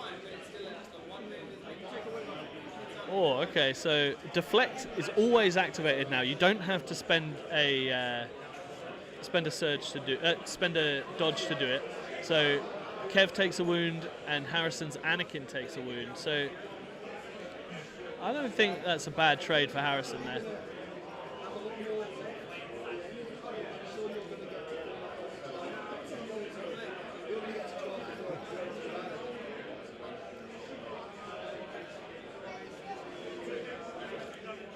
Harrison pulling from the bag.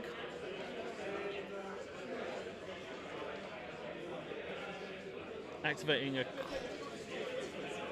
core trooper. Just gonna aim and shoot.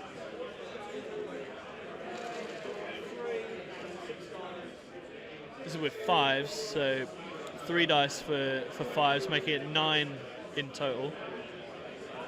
Oh, he's got a couple of crits off the back, which is always good. He's taking an aim, just checking what else can share his aim before he spends it for himself.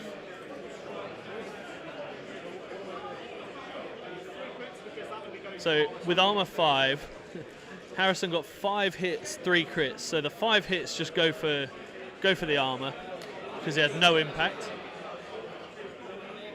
And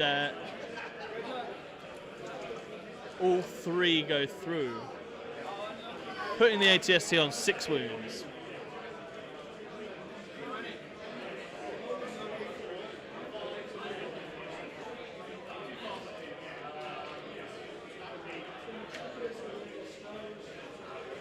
So going with snow troopers now.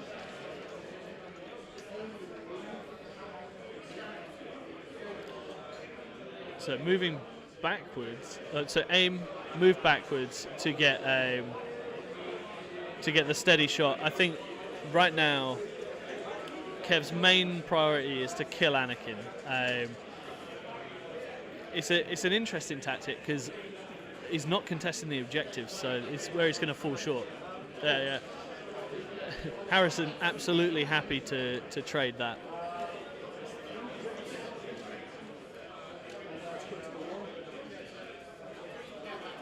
Four crits.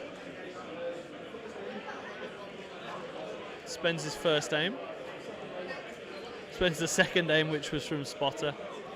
So 4 crits to defend. So all crits. Harrison hoping for 4 surges, I would imagine. It's the same either way. Yeah. So Anakin taking 1 wound, not losing anything back.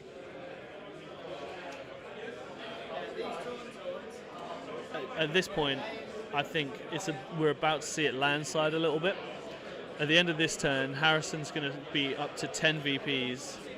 Kev will go up to 4, and at that point, Harrison's uncatchable. So what we're watching here is some great Anakin play because Harrison now doesn't care if he goes.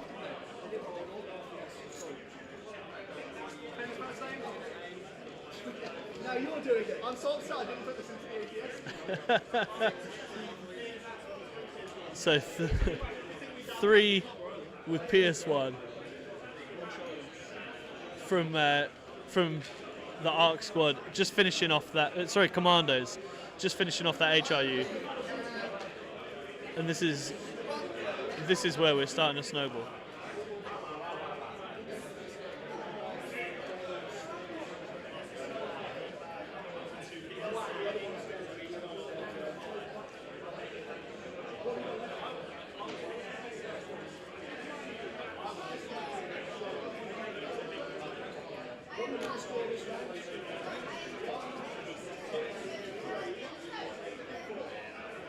Oh, so sorry. With the supplies, he's going to score 4, which puts him to 11. So I think, unfortunately for Kev, I think that is going to be. This is going to wrap up the game a little bit. So Kev pulling his snow troopers. He's got to try and contest this objective. No, blocks line of sight. There might be a line of sight.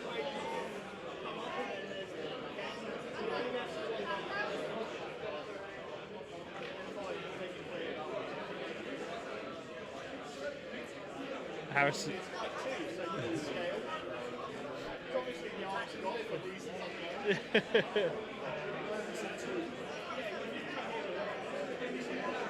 Okay, so Kev double moving with his snow troopers here. The ATST blocks line of sight, so he's having to go the awkward way around. He's going to heal a wound on the ATST with the astromech.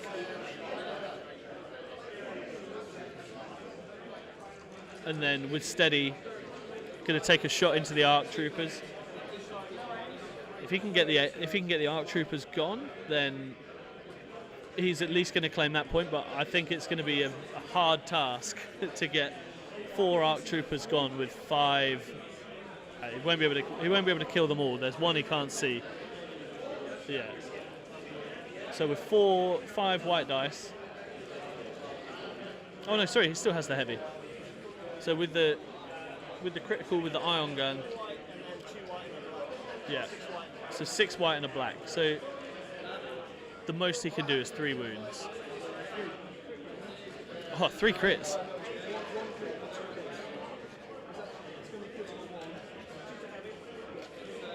Sorry, two hits, 1 crit. So rolling for cover. Oh, loses 1 to cover, 2 to defend. Loses 2 ARC troopers. Still going to be contesting that objective.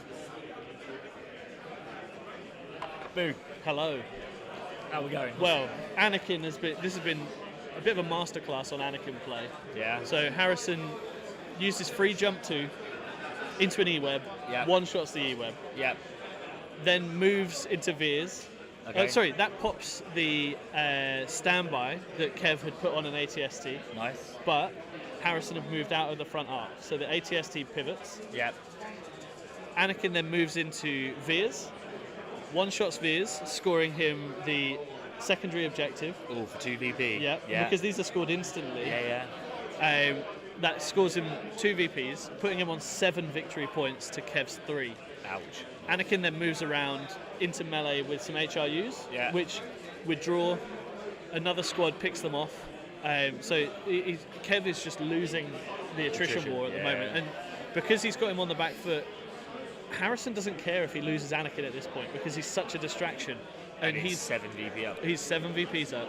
And at this point, it's starting to snowball. And that is what I've found in this new edition, is that once you get a good gap, you can snowball the games. It's harder to get back in. Not impossible, but it's harder. When you've got that lead, you've got to keep the gas down. Oh, absolutely, yeah. That's what actually happened to Ollie. That's why he lost. Actually, it was a comeback for the other guy. Yeah. Because Ollie on turn 2 was 4-0 up. Then it was 6-3. Yeah. And then it was 7-7, and then it was 8-7. Yeah. Like, it's just that slow. There is outs. Like, yes, you can take these big leads, but you can't let up. Well, I think what's good here. Oh, there's a rules question. I think what Harrison has played well here is he knows that the win condition is to play the objectives, and Anakin is a real beast of a distraction unit. So ATST. Do you have a melee profile? No, I think it's only Chewie's that the guns are melee, so you would have to. Yeah. Is it? Okay.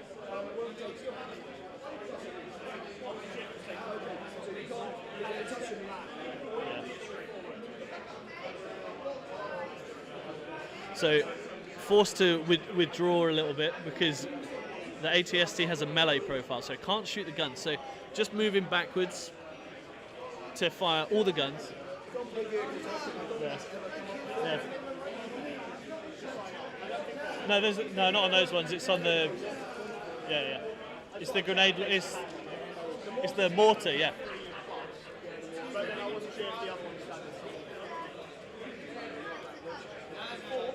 I mean, he still has an aim. He's got four paint through. I don't know.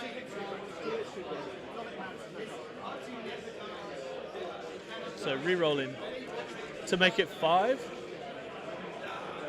It's not great. Misses on the reds. This is always a bit annoying to see. Yeah.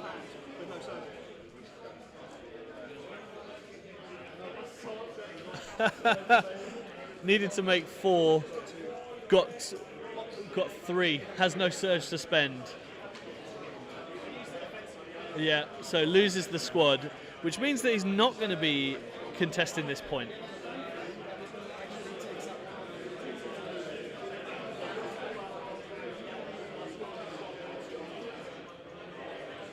So it's going to be 2 apiece, but Harrison has still got the squad at the back with the asset that are going to be scoring additional points.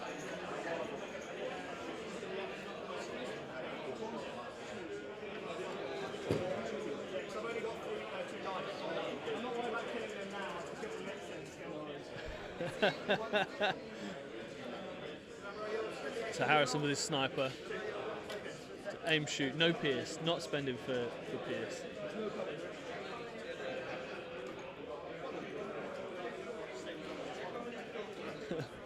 Into the HRU and saves 1.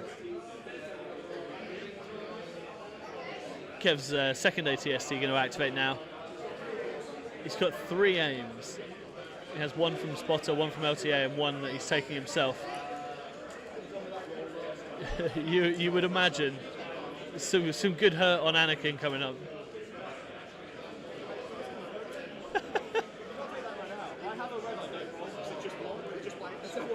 That's over X, it doesn't hit.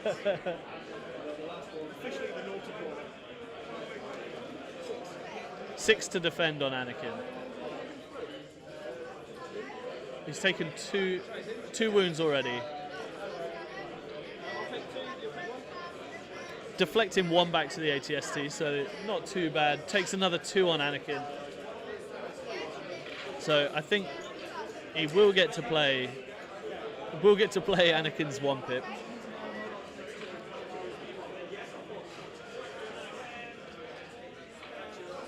Coming into the end of the round here.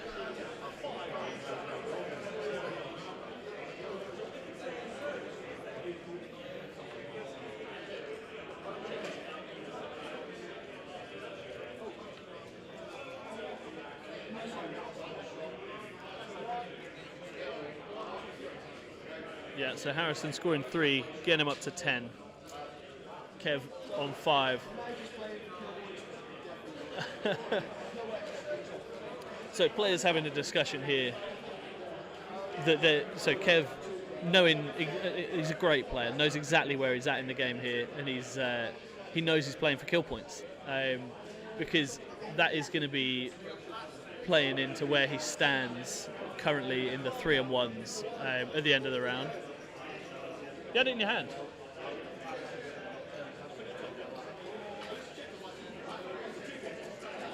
Is it what I think it is? Yeah, okay. Yeah. Yeah, that's what I was. That's what you lost, right? Yeah. What did you play this turn? Just assault. Yeah, pin down. Okay. Yeah, I know. So Kev playing pin down. It's got to go to heavies or supports. All the E-webs are dead, so it has to go to both ATSTs. If they defend a ranged, if they shoot something with a face-up order, its order goes back into the bag for the opposing player.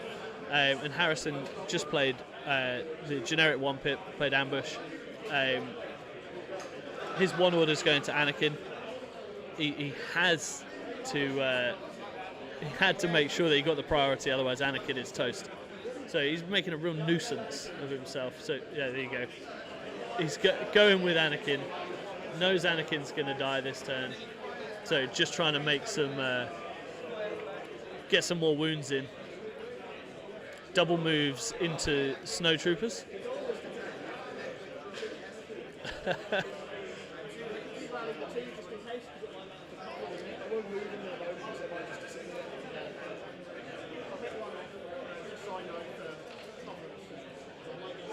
So Anakin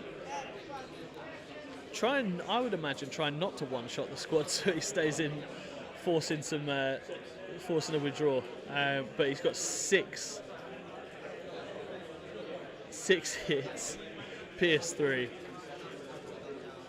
Can I just say they died? Because I want them to die.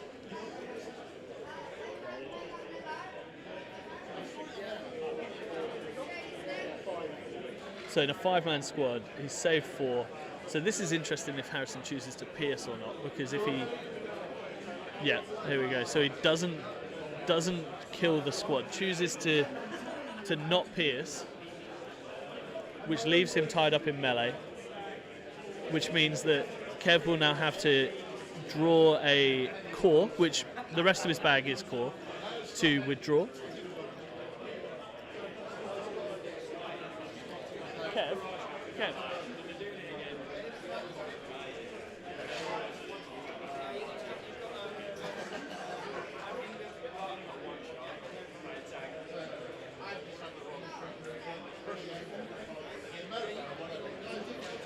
Okay, so drawing a core trooper.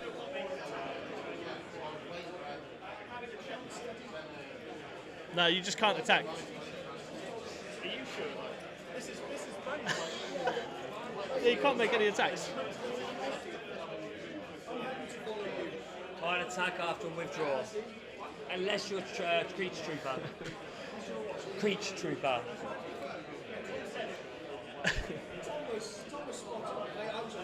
Thanks, Kev. So Harrison getting an auto loss there for questioning the judge. No, checking. You read it. I didn't read it because I didn't even know where to start. So the snow's moving out of melee with Anakin. The only real choice. There was a little judge question there on whether steady would trigger off of the second move. So when you withdraw, it only now costs 1 action, but you can't make attack action. So double withdraw out of range of the rest of Harrison's army. So he's at least trying to preserve some points here, because being at 10 victory points, and currently he's going to be getting another 3. There's nothing that Kev can do to get back into this game because those victory points are so secure. He doesn't have the guns to take him down without leaving other victory points of his own uncontested. So Harrison is moving up, trying to pick off that one snowtrooper. Oh no, sorry, trying to pick off the HRU.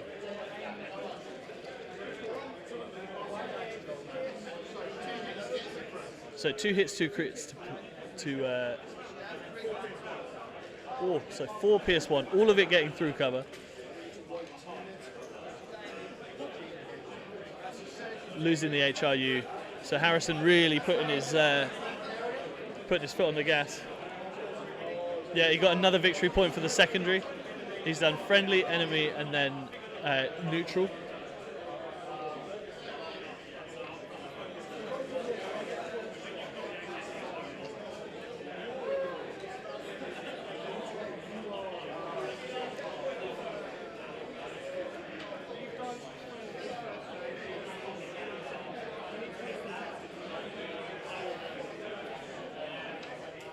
So you should have got one for there. So retroactively, so because we're all new to the secondaries here, so Harrison, again, great player, being very sportsmanly. There was a secondary trigger that Kev missed where he killed something in a contested zone because they were contesting an objective. So retroactively giving Kev that 6th victory point. I would imagine that this would be a different scenario if it was a little closer. But I think it's interesting because Kev's bag's full of core. I think you try and kill Anakin at this point. So yeah, he's just said all or nothing. He's going to aim to give him a second aim, because the first one from link targeting array on the ATST, all those guns are going into Anakin to try and get some points on the as the tiebreaker.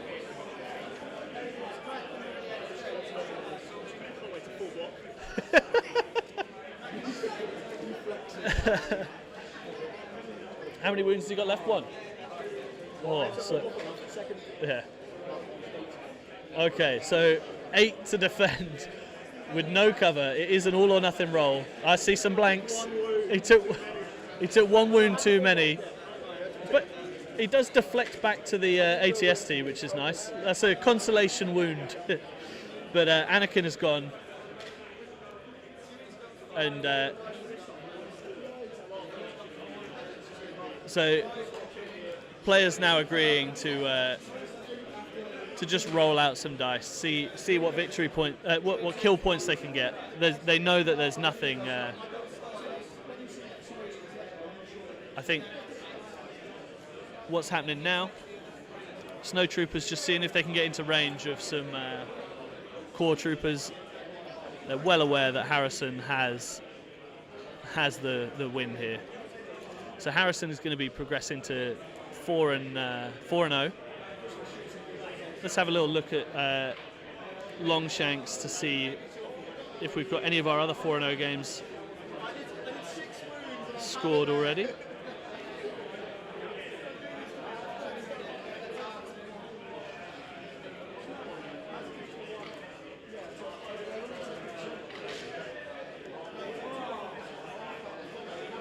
So let's have a little look. See who's given in already.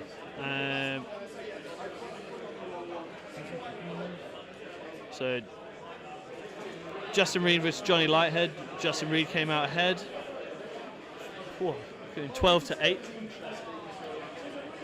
Dave Grant taking down Lee Macken with 12-6. So Dave is also going to be a 4-0.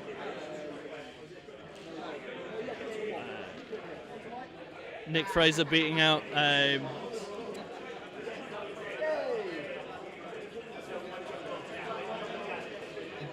Alfie's dad there, 10-6.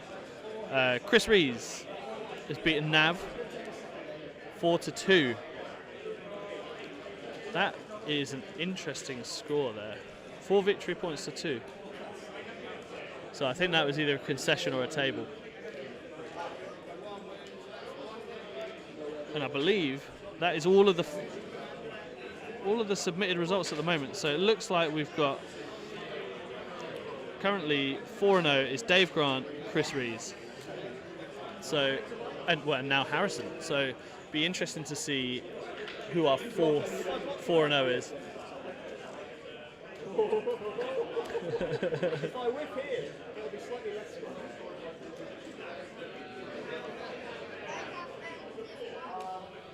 So Harrison could have a unit one shot, but there you go. So the game has been called there, and we are scoring. You only need 1 anyway. So 8-12 is the final points on this game, which is a win for Harrison and the 501st. So I'm going to quickly go and find out when the next round is going to be starting, but we will be taking a quick break for lunch.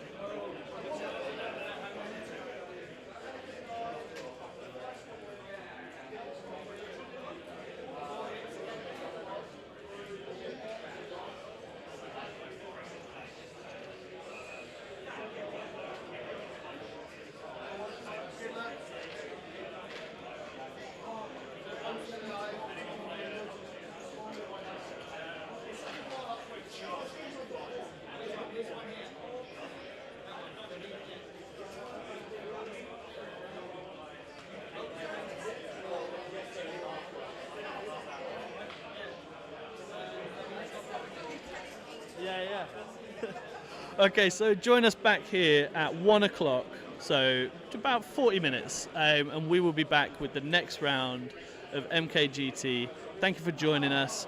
Don't forget all the YouTube stuff, like and subscribe to the channel. If you can join us on the next stream, we would love to have you back.